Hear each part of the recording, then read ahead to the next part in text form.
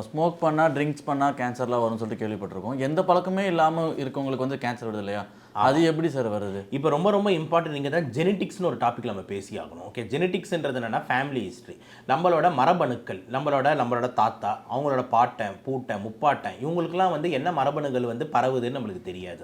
So அந்த மரபணுக்கள்லேயே நம்மளுக்கு வந்து இந்த கேன்சர், இந்த அப்நார்மல் செல் ஆகிற மாதிரி வந்து ஒரு மரபணுக்கள் டிஎன்ஏ நம்மளுக்கு இருந்தது அப்படின்னா நம்மளுக்கு வர வாய்ப்பு இருக்குது. இங்கே தான் ரொம்ப இம்பார்ட்டண்ட்டாக நம்ம எல்லாருமே பார்த்தீங்கன்னா ஃபேமிலியை ஒதுக்கி விட்றோம். நிறைய பேர் வந்து பார்த்தீங்கன்னா தாத்தா பற்றி எதுவுமே கேட்டவங்க தாத்தா பேர் தெரியாது, நான் ஃபஸ்ட் பிறந்ததுலேருந்து ஐ மீன் ஸ்டேட் ஸ்ட்ரா அப்படின்றலாம் சொல்லுவாங்க. ஓகேங்களா? ஸோ இந்த ஜெனட்டிக்ஸ் பற்றி எதுவுமே தெரியலன்றது வந்து ரொம்ப தெரிஞ்சிக்க வேண்டிய முக்கியமான இன்னொரு விஷயம் இதுதான். ஏன் அப்படின்னா உங்கள் ஜெனட்டிக்ஸில் என்ன நோய் பரவுது அப்படின்ற மாதிரி தெரிஞ்சால் நீங்கள் முன்கூட்டியே அதை தெரிஞ்சுக்கிட்டு ஸ்க்ரீனிங்ன்ற ஒரு ப்ராசஸ் ஆரம்பிக்கலாம். இது பேர் தான் கேன்சர் ஸ்க்ரீனிங், ஏர்லி கேன்சர். இந்த வருஷத்துக்கு கேன்சருக்கான கோட்டே அதான். இப்போ நம்ம கூட்டுற போகிற நம்ம அடையார் கேன்சர் இன்ஸ்டியூட்டுக்கு நீங்கள் அந்த சிக்னல் கிராஸ் பண்ணிங்கனாலே பெருசாக ஒரு ஃப்ளெக்ஸ் அடித்து வச்சுருக்கான். என்ன அடித்து வச்சுருக்காங்க அப்படின்னு பார்த்தீங்கன்னா வந்துட்டு கேன்சருக்கு அகேன்ஸ்டாக ஃபைட் பண்ணக்கூடாது, கேன்சருக்கு அகேன்ஸ்டாக வந்து க்யூர் பண்ணக்கூடாது, கேன்சரை ஸ்க்ரீன் பண்ணணும்னு போட்டு வச்சிருக்காங்க. அந்த இந்த வருஷம் தீம் அதாவது என்னன்னா சீக்கிரமாக கண்டுபிடிங்க, ஸ்க்ரீன் பண்ணுங்க. அப்போ ஸ்க்ரீனிங்ன்றது உங்களுக்கு எப்போ அந்த விழிப்புணர்வு வரும் அப்படின்ற மாதிரி இருந்தது உங்கள் ஃபேமிலி ஹிஸ்ட்ரி தெரிஞ்சா.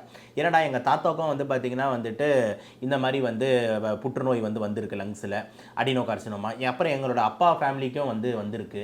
அப்போ வந்து ஏன் எனக்கு வரக்கூடாது அப்படின்ற ஒரு ஜெனட்டிக் ட்ராக் நம்மளுக்கு தெரிஞ்சால் நம்ம உடனே போயிட்டு சார் எங்கள் ஃபேமிலி ஹிஸ்ட்ரி இந்த மாதிரி இருக்குது, எனக்கு 25-30 வயசு தான் ஆகுது, கெட்ட பழக்கம் கிடையாது, ஆனால் ஃபேமிலி ஹிஸ்ட்ரி இப்படி இருக்குன்னும் போது எல்டிசிடின்னு ஒன்று பண்ணுவாங்க, லோ டோஸ் சிடி ஸ்கேன்.